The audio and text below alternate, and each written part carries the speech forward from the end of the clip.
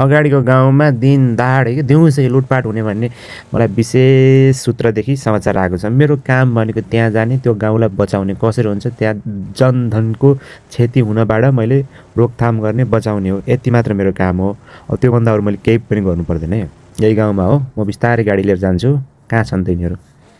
नातिन है, म खोज्छु, टेन्सन नलिनु। म गाडीलाई यही घरको साइडमा रोकेर एकछिन यहाँभित्र लुकेर बस्छु, कहीँ आउँछ। आइसके भन्दै आइसकेको छन्, अगाडि जाँदैछन्। एकजनालाई मात्र ढलाउन सक्यो भने भन्दै एकजनालाई मैले ढलाएँ, एकजना ढलाएँ, अर्को घरभित्र भाग्दैछ। एउटा फिनिस पनि भइसक्यो। 2जना त्यहाँभित्र, 3जना छ है, अझै 3जनालाई मैले ढलाउनुपर्छ। 3जना डाकाहरूलाई मैले यिनी डकैती गर्नबाट रोक्यो भने अर्को वर्षमा अवार्ड पनि पाउँछु। आउने सम्भावना मेरो धेरै छ।